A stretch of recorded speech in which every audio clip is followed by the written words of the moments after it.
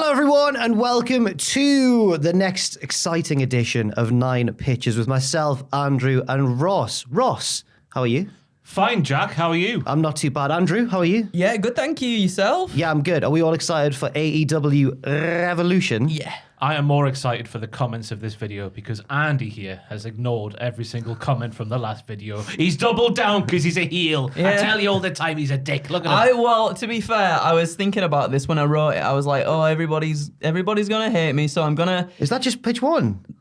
Let's not. Oh, sorry. Let's not. Sorry. Go there. Sorry. I'm gonna cut the first bit down quite a bit. Just to peek behind the curtain, actually, I'll explain the format first. If you've never seen it before, we've all brought 3 pitches to the table. We'll go around in a circle. Ross, Andrew, me, Ross, Andrew, me, Ross, Andrew, me. And we'll be left with 9 lovely pitches. And remember the golden rule, though. It's not what we think's going to happen. It's what we want to happen. So just to peek behind the curtain, we don't tell each other our pitches beforehand, so that the reactions are organic. But we do say which matches or which bits of the show our pitches involve, just so that we don't all pick exactly the same things to do, a bit of variety for the video. But we've all this time, quite excitingly, all gone for the ladder match, I believe, is in order. Yeah. Mine's third. Are yours? Is that third? Mine's third as well. Is yours third? It could be third. Should we do a ladder round at the end? Oh, Yeah. a wiki wango ladder round. Yeah, absolutely. What was that? I don't know. Ross, do you want to kick us off with your first I'll pitch? go straight away to MJF versus CM Punk. Obviously, last week we saw MJF say professional wrestling meant everything to him. He brought up his learning difficulties, ADD, all that stuff. Him playing football, the scene in the hallway, the quarters, picking up the tears. His hero CM Punk on the Friday. Punk abandoning him, and all of us professional wrestling fans, all of that. A fantastic origin story / babyface promo from MJF there, in my opinion. The little "is it true? Is it real?" from CM Punk, I thought took things to a different level. I thought it was fantastic. So there is the scene that is set, everybody. We're sat here obviously on Wednesday before Dynamite is taken to the air. So my pitch starts on tonight's episode of Dynamite. So if you're watching this after Wednesday, sorry, but you were late. Oh, yeah, things might have happened that we accidentally pitch or... Yes. Yeah. So we're here on Wednesday afternoon. So tonight on Dynamite, I want to see a segment where CM Punk goes to MJF's parents' house to once again confirm that what he heard last week was real. Okay. What are you laughing at? It's just a bit stalkery, isn't it? No, it's fine, Mr. and Miss. They're on social media, aren't they? Yeah. Oh, yeah, Mr. and Mrs. F. She's always tweeting. Not too far-fetched, is it? No. This is a serious pitch, this. Oh, right, sorry. Right, MJF's parents get the photo albums out. There's pictures of MJF as a young footballer. There's pictures of him dressed in CM Punk merch. They go the whole 9 yards to confirm that everything MJF said last week was absolutely 100% true, which I think it actually was. Yeah. Many people have confirmed on the old social medias. There's our Maxwell with Jimmy, the captain of the football team, she says, while pointing at one picture in the photo album. They used to be such good pals. Then it all went sour between them just as they hit puberty. He lives along the road down there if you want to speak to him, says Mrs. Friedman. Now remember that bit. Speak to Jimmy down the road. Remember that bit. Anyway, it's crucial for the end of the pitch.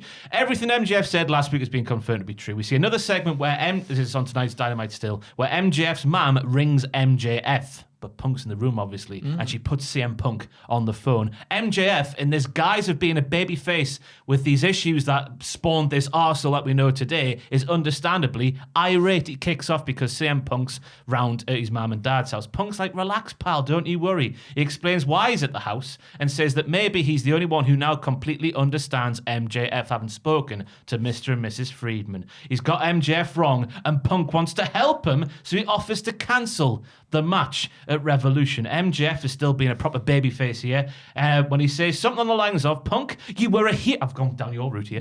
Punk, you were a hero to me, and I need this match, and I need to beat you to banish the memories of January 2014. You left us, man, I needed you. That's what he says, verbatim, right, with that much emphasis as well. Even though it's a dirty dog collar match thingy, you'll get my best and my best alone. The pinnacle will not be at ringside. I need to beat you, CM Punk. I need to prove I'm the better man. Blah, blah, blah, blah, blah. He's still working us here, is MJF.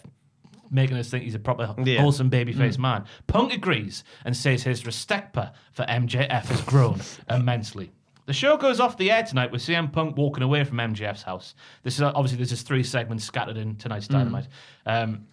He's walking down their massive porch with a wry smile upon his face. He looks off to the left, and then it cuts. A smash cut. Is that what it's called, Richard, in the Yeah, where it just smash goes, cut. Yeah. Pwah! He's down the street and he's ringing the doorbell of the house to the bong. left. the house belonging to Jimmy, the captain of the football team. Who's Jimmy? Sunday rolls around. You see how long this is? Yeah, Sunday this is rolls good. around. MJF keeps his word, and it's just him out there all alone. He enters the match first. Mr. and Mrs. Friedman are at ringside because obviously this is their little Bonnie lad taking on his childhood hero, CM Punk, the guy who they presumably stood in the queue with to meet all those years ago. Punk enters, and he signals to the entrance ramp. Come here, he says. Come hither. And it's only Jimmy. Oh. To play some mind games, he's brought out Jimmy, the captain of the football team, who we know is the captain of the football team because he's wearing a football jersey with Jimmy written on the back. And there's a picture in his hand of MJF with like a pen mustache on, maybe a Hitler mustache, or like, you know what I mean? Do you know the duels you did at school? Oh, like glasses. Yeah, right, he bullied him, remember? Oh, He bullied him. So just to prove it's Jimmy who bullied MJF at school, at whatever school it was, that's what he does to the picture. Mr. and Mrs. Friedman are shocked. MJF is on the brink of tears. Punk's all like, remember him? Ha ha ha ha ha. And he sits Jimmy down at ringside. Now, Punk, right now, looks like a complete dick. But you can see why he's done it, because it's MJF, and you just can't trust that guy, can you? You cannot trust him as far as you could throw him, which isn't very far, because he's a massive man. They have the match, and MJF still keeps to his word all the way through. It's just him out there giving it his best against his old-time hero, all alone with no Pinnacle out there to help him. One spot in the match sees the pair brawling on the outside. They go near Jimmy, and Punk says to him, go on, take one more shot, remind him of the little bitch that he is, from the school corridor with the quarters and all that stuff. Jimmy stands up.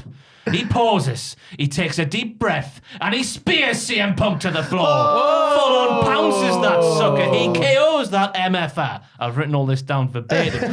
He rolls Punk back into the ring, and MJF eventually picks up the win after doing a couple of moves of his own. The scoreboard now reads MJF 2 wins in singles matches, CM Punk no wins in singles matches. MJF and Jimmy lock eyes. They both smile. They hug and embrace. It's a swerve, bro. Mr. and Mrs. Friedman hop into the ring and say, ha ha ha, CM Punk, we fooled you, hee hee hee hee, you fell for it. Why would you trust us, you dick brain? We're the Friedmans. You should never have gone to little Jimmy's house. Him and Maxwell are actually best friends. The captain of the football team was little Timmy, and little Timmy lives over the road from little Jimmy. You were a dick to trust our son. You were a dick. And that's how the match ends. So in this speech, MJF I've just, you see that little bit? I can't see. It's all going on because I just found this on the floor as well. I don't know what it is. Karate fight.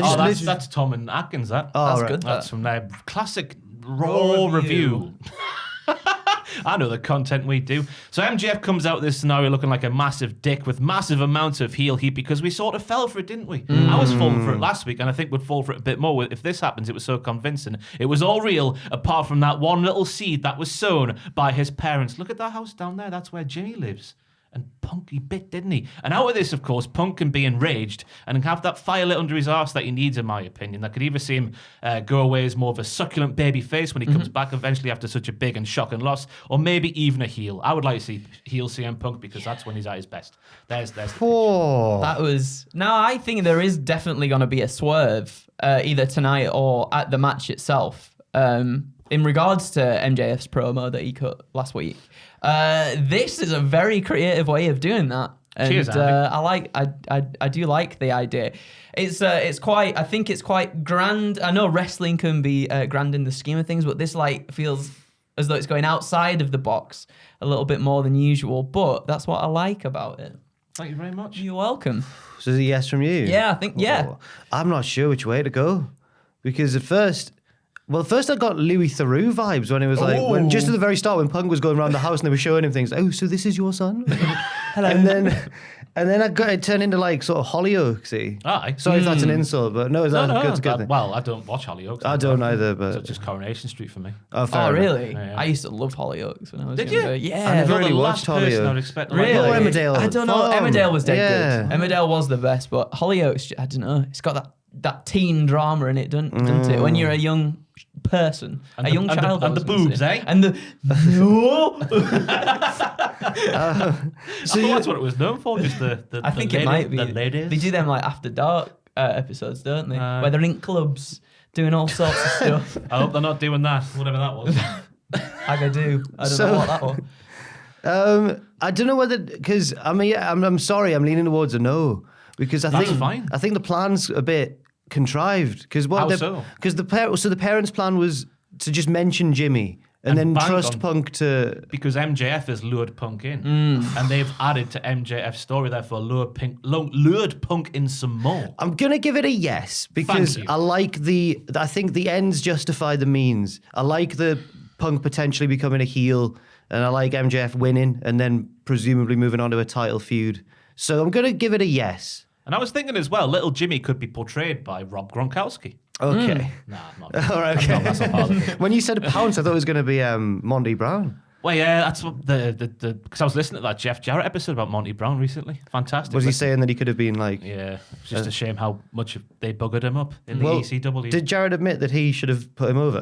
I can't remember. Okay, I put those podcasts on when I'm going to bed, so I heard the first 10 minutes and I fell And asleep. then gone. Andrew. Yeah. Can we have your first pitch, please? Of course you can. So this one is surrounding the main event. Adam Cole versus Adam Page. But we're going to start at the three-way tag team match for the AEW World Tag Team Championships. Now, for drama's sake, I think let's just say that the Young Bucks win tonight and go on to advance into that match. So we've got reDRagon versus the Bucks versus Jurassic Express. And during a backstage segment at Revolution, we see the tension and the distrust between the Bucks and reDRagon because obviously last week, Cool Kyle dumped Matt out the ring. Cool Kyle? Cool Kyle. Okay. No, it's not Cool It's Kyle. Cool Kyle, Cool everybody. Kyle is dead. He is dead. God We for saw that. that, so we've seen some tension and whatnot. So backstage, we see them kind of like sort of expressing and exchanging some naughty words to each other. And Adam Cole's in the middle of both of the teams.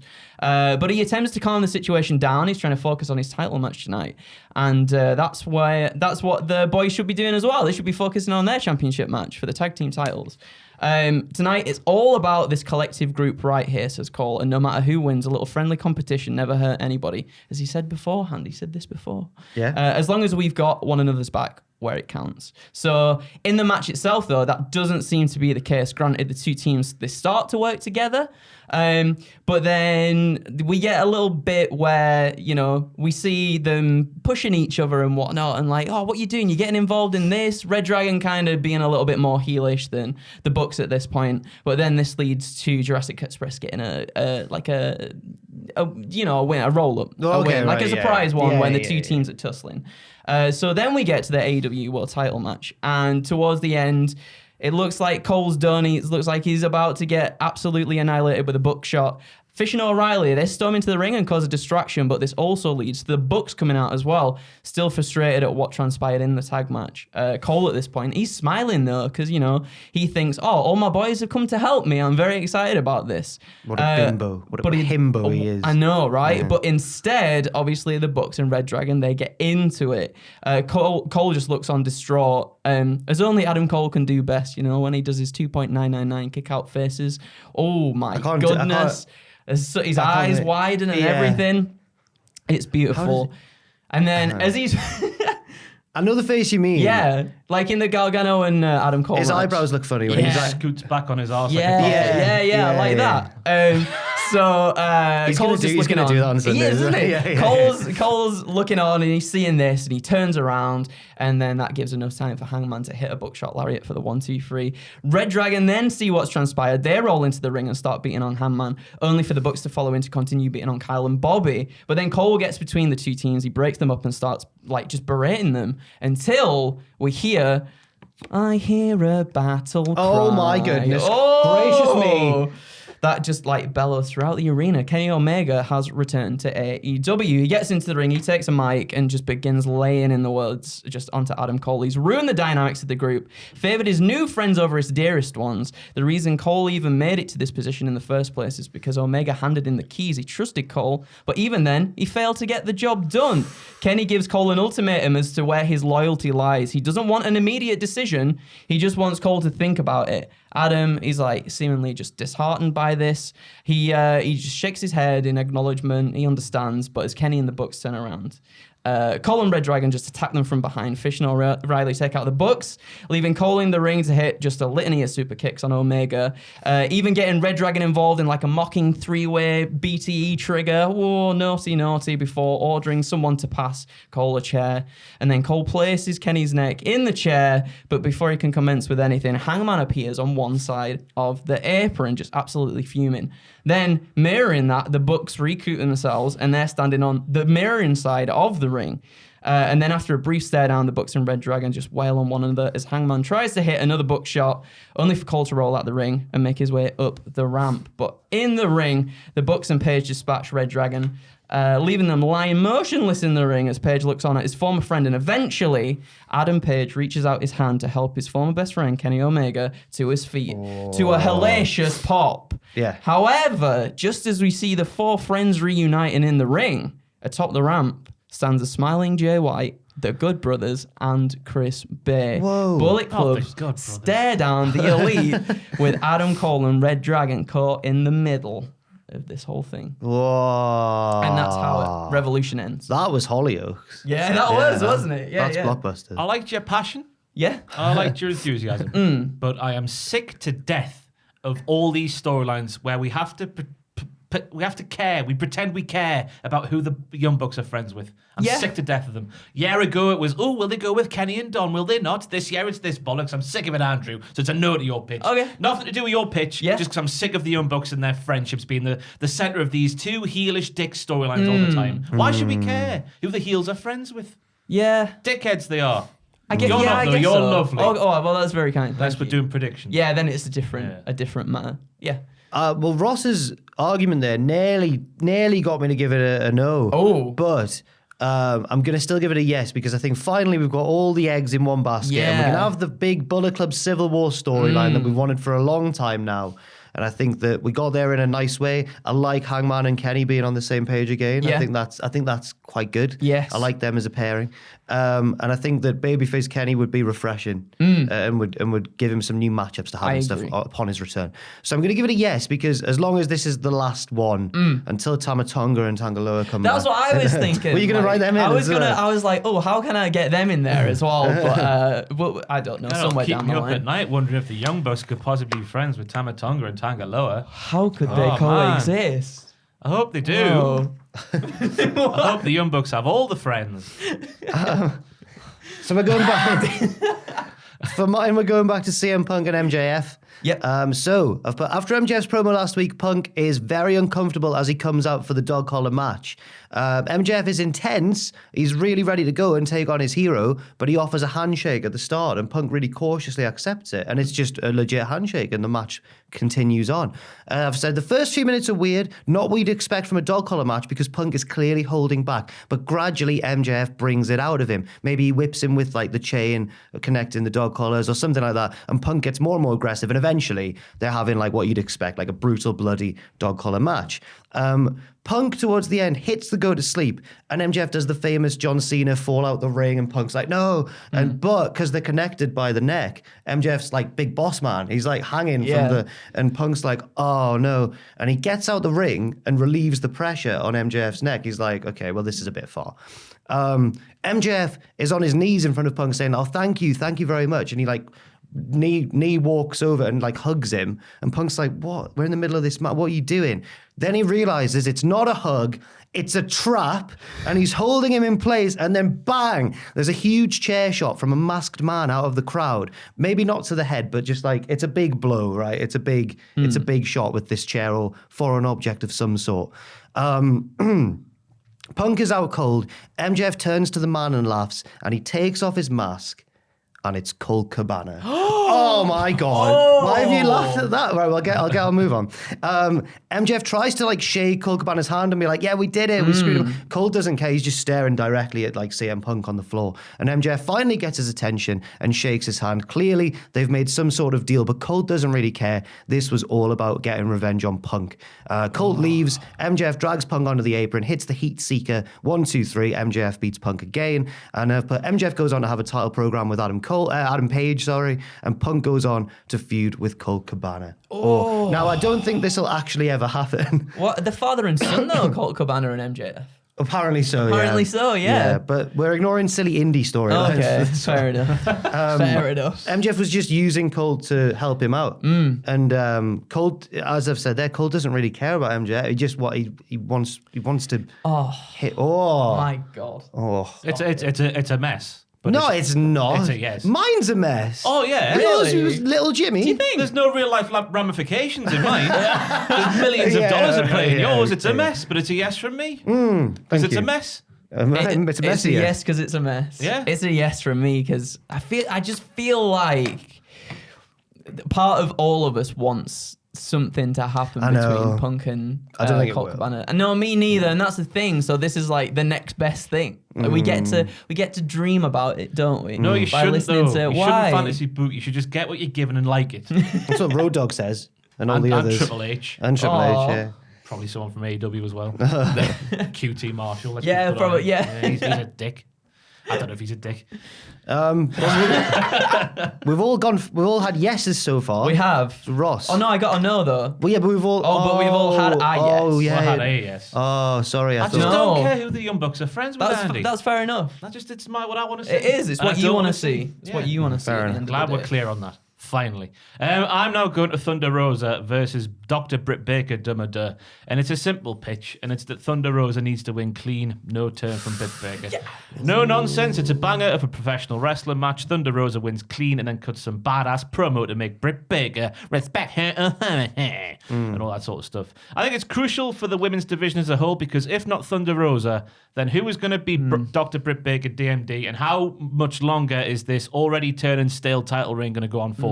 Yes, I've gone there. I think it's turning stale. Obviously, the answer is Jamie Hayter, but when she eventually turns on Britt, they could maybe do the title match at Double or Nothing or something, but then is Jamie going to have enough steam put behind it to get the win there so people will accept it? I think Thunder Rosa is the only person who isn't involved in sort of the TBS title picture to get a win and not have it backfire, because obviously Britt Baker is still so popular. What else is there to say? Getting a bit stale. Not enough wrestling. Too many promos from Britt Baker from week to week. She's proved she's way better when she's cheating and being a bastard while trying to get the title from the babyface champion, which I don't know if we'll have the rematch straight away, but down the line, who knows? Yeah. But yeah, I just think, have a barn burner of a match and then Thunder Rosa wins clean, because I'm worried about who it is if it's not Thunder Rosa. Yeah. Yeah. That's a simple pitch. Absolutely But it's what I nailed wanna it. see. I think you nailed it. I agree that I think it's getting a little bit stale now as well. As much as I like Britt Baker, I'm just not feeling it at the moment. Like, she's had a good 10-month reign with the belt. Like, I think it's definitely time for it to be passed on to someone. And I think Thunder Rosa has that just ferocity and something about her at the moment. Like you said, if it's not now that the trigger gets pulled on Thunder Rosa, then when's she's it going to be? She's done. Yeah. In terms of the title pick, she's gone. Yeah. It's just a yes for me as well. There's no frills there, but there's no frills needed. No. In just fact, a it's banger. better without frills. Yeah. Meat and potatoes. Can't go wrong with that. Meat and tatties. Eh? Yeah. A bit of gravy. No, yeah. just the dry meat and dry potato. Oh, you've got to have a bit of gravy. Whoa, you got to A spice it up well little done bit. steak I'll have some well done and mushrooms a or raw something. potato. And That's a all raw- this matters. Just a raw potato. I like it. Right then, are we ready Yeah. for number 2? Yes. We're Oh, going it's a short over. one. It's a rest of them are Progress. short. All Yeah, right, we've got to be rest of them are lads, I'm short. worried I'm getting sweat patches What, on you my get- blue no, you're shirt. all right. I'm scared. You're okay. Let's have a look. Nah, I'm not You're doing okay. it. It's quite a dark shirt anyway. It's like I'm gonna just say, no, it's fine. I should have just not mentioned it, and then now the comments are gonna be like, Oh, no. at 32:06, if you look, you can see Jack's sweat you can see patches. them. Just get them out now. Just own No, it. no, no. Yeah, it's Way. You could be like, oh, I went for a wee, right? I The went to problem wash is, my hands. the and it monitor we splashed look on me. at, the problem is the monitor we look at is actually darker, Yeah. so I don't know how accurate that is. I think the one that Rich is looking at is more Is it accurate. bad? Richard will give you a yes or a no. So there are some. No, it's fine. It's all good. That's made then. me feel more insecure. Richard's Don't response worry. there. Well, You this never said anything. But so there are. Yeah, there are. Right, it's great. Yeah. this pitch is gonna make you sweat, Jack. Oh. Are you ready? Are you Not ready? really nice transition there. That was good. We're going to the Moxley and Danielson match for this one. I think it's got to result in something happening at the end with Moxley being like, yes, I will join you, Daniel Bryan, in your quest to kill everybody. Bryan Oh, sorry, Danielson, Bryan yeah. Danielson. I know, I do sorry. that all the I time always as get well. confused. So yeah, I don't think it can be a one and done. That's it. Done. I want something juicy from this matchup at the end. I'll tell you.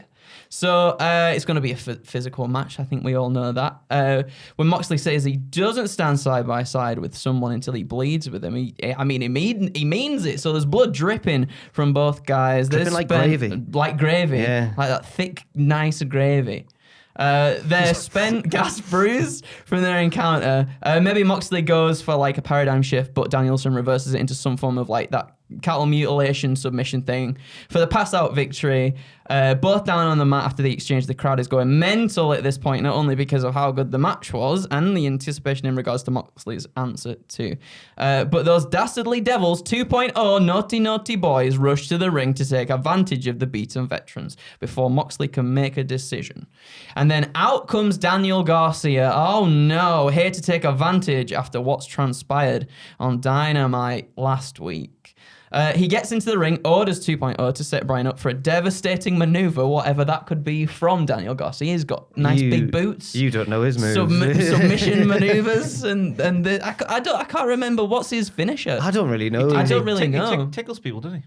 Yeah. Just pins them down, tickles them. That's all he does, pins him down. Yeah, so he's about to devastatingly tickle Bryan Danielson, but instead he clocks Jeff Parker and Matt Lee, even locking one of them in some form of submission to really lay in the fact. Like, he does that stretching surfboard thing that's pretty cool. He's got so many moves. Let's say he does that then, right? So to really lay in the fact that this wrestling powerhouse has broken away from the group of 2.0, Moxley and Bryan finally get involved too when they find the bearings. So Garcia, with his newfound ferocity in his eyes, squares up to both Mox and Danielson, mic in hand, looking as though he's about to say something, but instead he hoofs the mic into Moxley's chest, leaving John to make his decision as he makes his way back up the ramp. So Moxley finally accepts Danielson's offer, but then points towards Garcia on the ramp and says, if we're going to build this dynasty of violence, I want him, signaling that Garcia will be the first person under the tutelage of the veterans. However, off screen, we hear a voice, gentlemen,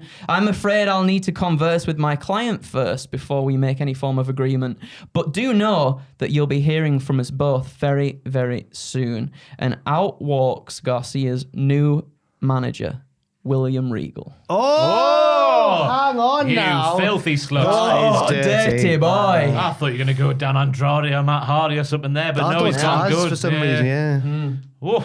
Whoa. That will get you sweaty. That will get you sweaty, I'm telling you. It's a yes straight away from me. Yeah, Oh, yes. Oh, I know we talk rubbing my about... thighs. I know, and I'll get into this in my next pitch as well. I know we talk about bringing people into AEW when it's already stacked, but I'm thinking of Regal as predominantly a manager in AEW. For sure. Yes. As opposed to a wrestler. As opposed to a wrestler. He could also do commentary if needed. Yeah, He's exactly. just fantastic. He's good. And I think he'd be like a perfect fit for this just group of violent people.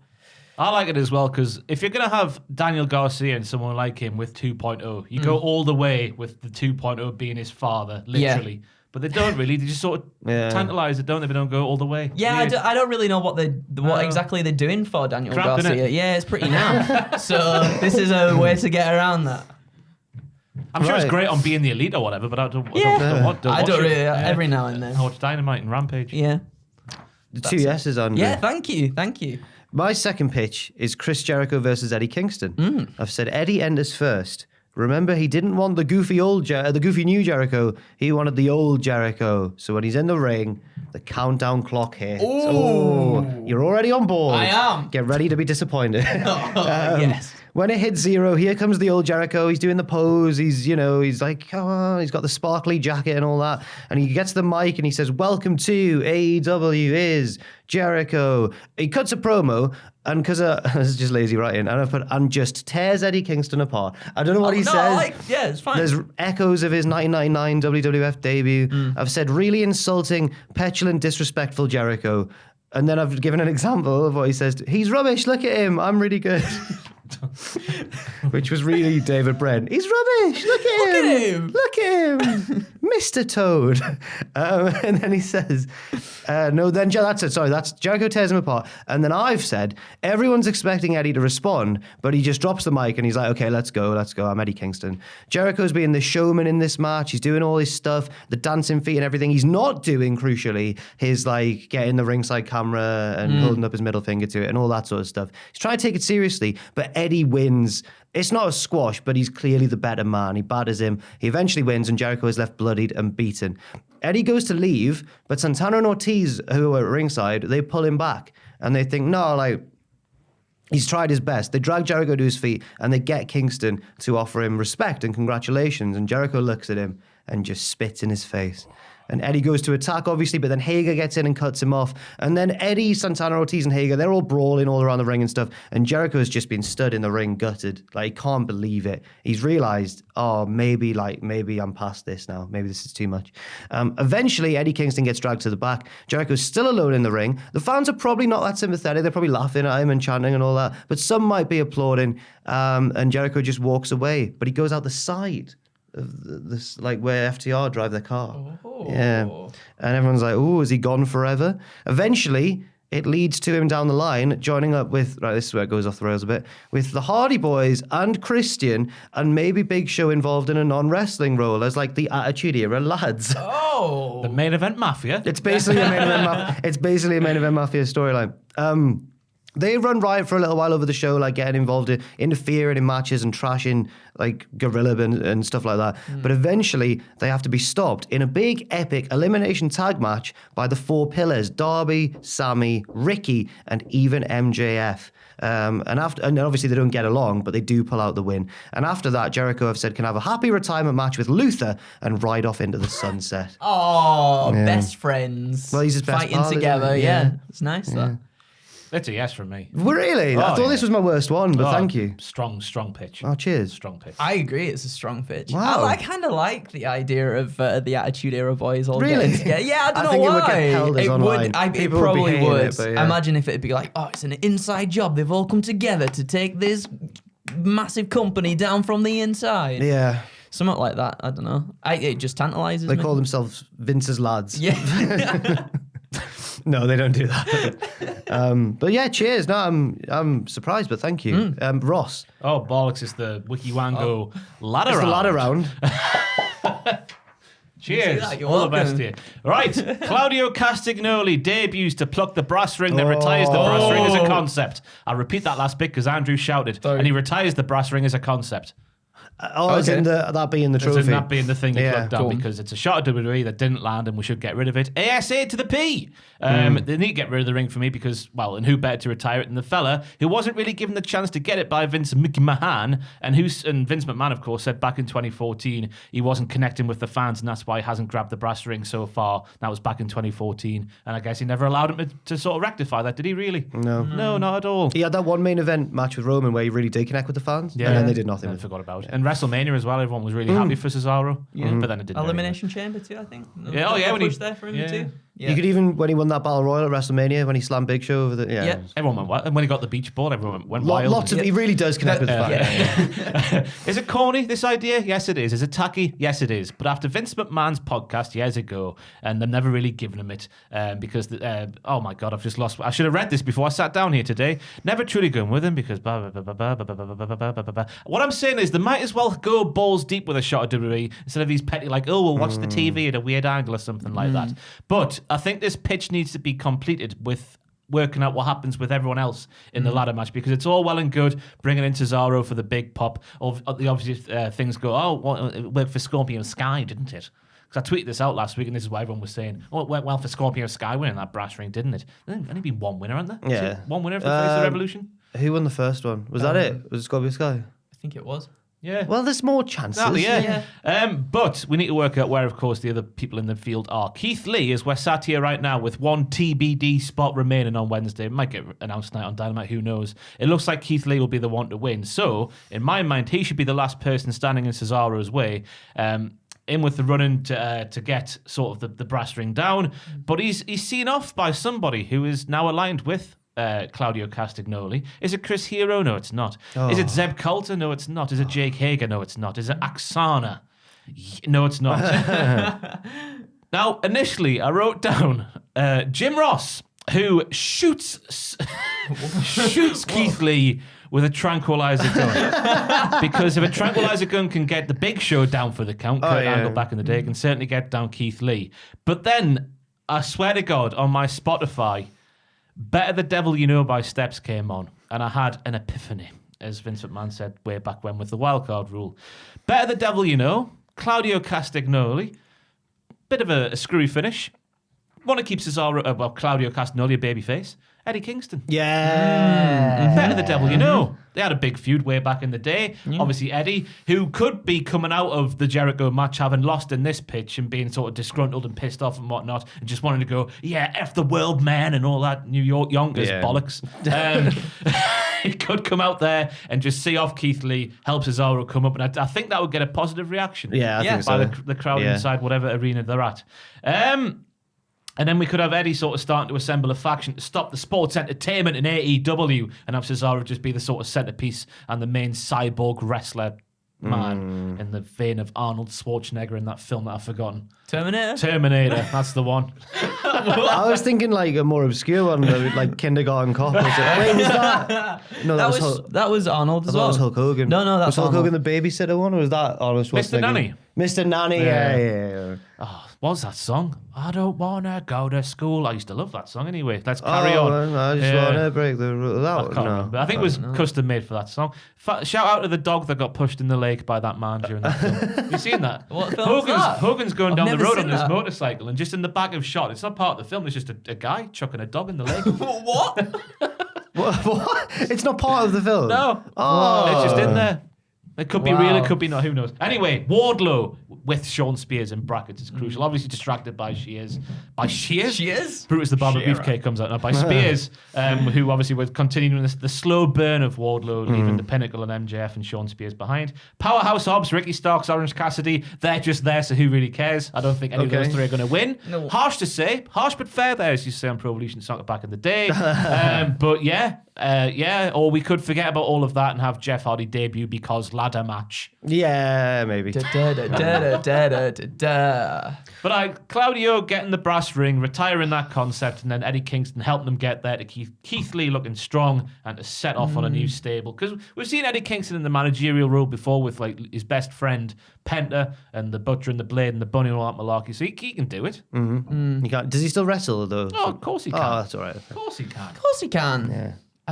It's convoluted and tacky, but you know that's what we're here for. It kind of clashes with what my next pitch is going to be. No. You can want more than one thing, Andrew. And this is what I was going to say. I like that you said that Claudio retires the brass ring concept. I think that's the thing that's making me go, yes, on this one.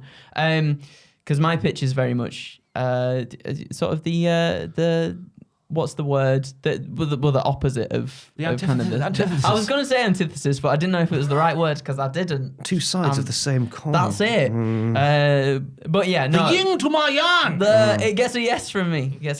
Cheers, Andy. You're welcome. It gets a yes from me as well. I was just on the topic. I was listening just last night to High Spot's YouTube channels put out a full Eddie Kingston shoot interview for free from about 2018. But it's Ethan Page doing the interview. And they're just like taking the mickey out of each other a lot. But at one point he mentions Chris Hero and Eddie Kingston goes like, oh, I hate that guy. And Eddie Kingston hates Chris Hero. Wow. Is that real or like? Yeah, but he says that he knows that he said if he was doing like a tryout or something and he could pick anyone to have a match with and know that match would be good, he'd pick Chris Hero. He says they used to live together and they fell out and now they hate each other. Oh. Because I know a lot of people think he legitimately hates Claudio Castagnoli, but that's just him. Oh no, I think playing that's silly buggers on Twitter. Innit? It could be by association because of Cesaro's friendship with Chris Hero. Though. Yeah, it could be. I don't know. But no, he was like, I hate that guy. But then they were trying to push it, like, what caused this and stuff. And he was like, well, we don't hate each other. And it's in the past, but we don't really get on. We don't talk. I was like, wow, that's... Oof. Wonder what he did. He said that he was like slagging him off behind his back or something. Wow. He didn't explain fully what it was, but yeah. I was like, oh, he took last bit of bread or something. Yeah, he finished the milk breakfast. And he was like, yeah. Oh, he never buys bread. You never pick up toilet roll. I mean, It's you. Sorry. Yeah, no, it's all right. So yeah, kind of like the opposite to Ross's pitch, like, and it's a very, very basic one as well. But I hope that either on Dynamite or Rampage we see someone qualify for the Face of the Revolution ladder match rather than have a surprise entrant. And granted, surprises are always amazing. Don't get me wrong about that. Always amazing. Aren't they? They are. Surprises are always amazing. But with Cesaro now free to turn up anywhere he so desires, and given there's talks about Shane Swerve Strickland as well joining AEW too, I think you risk taking the wind out of someone's sails if the right person doesn't win, for example. So, and for example, Keith Lee. So Keith Lee is 100% in this match at the time of recording as well. He won his spot to be in the ladder match by beating Isiah Kassidy, and that's been it for Keith on TV so far. We haven't seen him since. Of course, I think they're really saving the sort of Keith comeback for this big moment at Revolution. Like, I think this is really going to be the moment that solidifies him in AEW. So I can understand like why he might have been not utilized to the fullest on TV at the moment. But you can't forget about Keith, as the famous song goes. What song? The song that you and Tom sang. Oh. Do you remember? Never heard of it. Never heard of it. And that can be an easy thing to happen if you bring in Cesaro or Shane Strickland into the match. I think all three of those names have come out of WWE, with the majority of the wrestling fan base like collectively agreeing, I think, that all three men deserve way more than they ever got when they were in the company. And as I suppose this is really my point, is that if you do give the win an opportunity to one of those wrestlers, that might once again take something away from the other two. And whilst it's got to be ridiculously tempting for Tony Khan to look at the brass ring and see Cesaro's just left WWE and basically just call it right there, he's going to win it. But the roster is like so stacked now that if you're bringing people in, you have to capitalize on that and not repeat the mistakes other promotions have made before. So yeah, let the final person, I guess, be someone like Buddy Matthews, Pac, or Danhausen, or someone already on the roster. Perhaps someone who's already got a storyline going on too, so they don't get shoved to the wayside after the match as well. But I think you've got to give the win to Keith Lee, because Keith is love, Keith is life, as I wrote at the end there. Tell you what, Andrew. And that's my pitch. If there's one thing I love, it's sensible conservative booking. It's very sensible. Very sensible. Sometimes the best booking decisions are the ones you don't make. Yeah. So I think that's really, I really liked it. It was more of like a lecture than a pitch, but I really enjoyed it. Less is more. It's a yes from me. Thank you. That's a yes from me as well. I'd like to see Keith win. Yeah, me too. Although, like, I get it as well, because like Claudio turning up in that match would be phenomenal as well. But then it just runs the risk of someone losing out on something. And that's not what we want to see when we've just had people being brought into the company. Like, we want to actually see them get utilized. And I guess if one spot gets taken up by someone else, then something's got to be cut somewhere, doesn't it? I see what you mean now about yours and Ross's being philosophically opposed. Yeah. But mine is very much like Ross. It's on the Ross side of things. Okay. But here we go. So, Face of the Revolution ladder match, assuming I've said that we don't know tonight at the time of recording who the last person is in the match. I've said it's not Jeff Hardy, because he's in the other thing I did with the Attitude Era stable. It's not Cesaro, because I really agreed with what Eric Bischoff said. And I don't normally agree with Eric Bischoff too much, but I think he was right when he was like, Cesaro might benefit from going to Japan or like Mexico and just waiting a bit. And if they still want him, obviously it's a bit of a risk, but like, because if he comes in now, it's such a stacked field and everyone's all hot, and it might be hard. It might be like a Miro situation at the start. Yeah. So I think it's not Cesaro. It's actually Mini Cesaro, a.k.a. John Silver. Ooh. But he's not joking around. He's very serious, but also in this match, he's running wild. And we've seen him running wild. Like when he chains things together like Cesaro does it, I think he'd be excellent. And because he's smaller, it would be a big underdog story when he wins the match, because there's a lot of big boys in this match as well. I've said he actually wins, but when he holds up the brass ring, he's almost emotionless. He's not how you'd expect Johnny Hungy to be. He's like, and the camera zooms in, and we see that his eyes are totally white. What's going on? Whoa. Now he's either he can do that Undertaker thing, or if he can't, like just before he climbs the ladder, he like quickly whips in some contact lenses or something. So then. There we go. So then we get to the following Dynamite, or like a few weeks down the line. He has that match against Sammy, because remember, the winner gets a TNT title shot.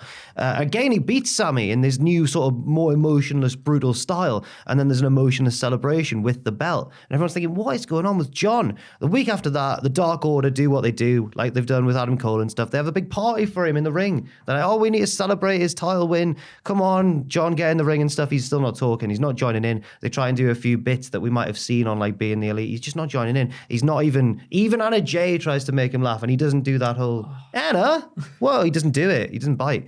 He's weird. Something's gone wrong with him. And they say, John, what's the matter? Just say something. And he opens his mouth, and black goo just spills out onto the ring. It's the Fiend. No. Is that actually? I've done it again. No He's done it again. way. He's done this before. Black goo spills out. They're all like, whoa. He opens his mouth again and says, he's here. The lights go out. When they come back up, it's the Fiend. Yeah. You never saw it coming. Pissed on his chips again. Or Wyndham Rotunda, or whatever we want to call him. He gets in the ring, and the rest of the Dark Order are terrified, and he beckons John Silver closer, and Silver bows before him. And as he turns, what I mean there? Oh, it's in the Fiend turns towards the camera, and his voice comes over the speakers and says, behold the revolution. And then at the end of the show, the lights go out. Yeah. You don't need to say yes because you feel bad about spoiling. No, I would like to see Wyndham Rotunda in AEW and fulfilling that. Well, I don't know if he's fully rubber stamped as the leader of the Dark Order in that pitch, but he's certainly taken Johnny Hunger and I think you'd have to maybe wrench control from, but I think ultimately he would take control of the Dark Order. Yeah, I initially thought you said when Johnny had his white eyes, he was just going to take a bite out of the ring since it looked like a Cheerio or something. Oh, because he's very hungry, right? He's hungry, Johnny Hungry. Yeah. That's good. Hungry by name, hungry by nature. Isn't it funny how much funnier the word hungry gets just by taking the R out? Yeah, Hungry's really, it's good. All of the words get funny by taking the R out. Andrew. Angie. Andu. Yeah, it does. There you That's go. hilarious, There you isn't go. it? so fun. Wrestling. Wrestling, yeah, that's Wrestling. Turns out, like Elmer Fudd. turns out the letter R is like ruins everything. It's the least funny word. It's a yes from me. No, I mean, you had me at Johnny winning the TNT title, to be fair, because I love John Silver so much. Yeah. I think he's incredible, and it's such a crime that he gets so underutilized in AEW. It really is, because he's comedic, but he's also got like his wrestling chops are phenomenal. He's great. So yes, absolutely. I like the way that you bring Wyndham Rotunda in there too. Yeah. It's a yeah from me. He's run out of things to say. Yeah, I have. Right, well, it's been honestly, I think we've all really done well this time. Yeah, I think it's been a really good one. Yeah. Okay. There's just something. There's a little bit. Call me a shill. Take care's paying my bills or whatever. But there's always a little bit more excitement, I think, when we come into the AEW ones. I know. Tell me. Say whatever you want to say, but... Well, there'll be a lot of coverage of AEW Revolution coming up in the following few days. Ross, you're pretty good at this. Did you know what's coming up? Or do you I've got a rough idea. Wednesday, Pitches. That's now. You're watching it now. Hello, everybody. Welcome to Wednesday. Thursday, predictions. Myself and Little Dingle here with his chair and whatnot. But don't worry, I've got a plan. Oh, you got a plan? Me. You're not hitting me with that chair again. We'll see. You think I'm stupid? We'll see. I'm not stupid. Come Tuesday, stupid, but not me. Friday, Cultaholic Wrestling Podcast, where no doubt we'll do a big discussion at the end of what the best match at Revolution will be. Saturday, there's a video going out which I regret pitching, but we're doing it nonetheless. Myself, Jack, and Tom will sit around this table right here and have an objective discussion as to who is actually better, AEW or WWE. We've got several categories to go through. There's no gimmicks. There's no bollocks. We're just three friends sat around the table, just speak about what we like and what we don't like, objectively about two wrestling promotions. And then Sunday night, it'll be Adam Pacitti doing his live stream right here on the YouTube channel as per usual. On the Monday morning, just after the pay-per-view, Jack will be back with What Happened At. Then there'll be the live review show at 1 p.m. GMT with, is it you this time? Myself and Tom again. Yeah. Yourself and Tom. And then later in the afternoon on the Monday, it'll be WTF Moments. Then Tuesday, edited down reactions with myself and Andy on the couch. Oh, look at that. You're a professional, aren't you? that was really good. You've done this before. 5 years, 6 years. Finally got there. I got a comment on my latest video saying, Jack's really come out of his shell. I've been doing this since 2016. But thank you very much for watching, everybody. This has been 9 Pitches with myself, Andrew, and Ross. And we hope you've enjoyed them. Why not leave your pitches in that comment section down below and join us for all the content that Ross mentioned as well. Look after yourselves out there, and we'll see you very soon.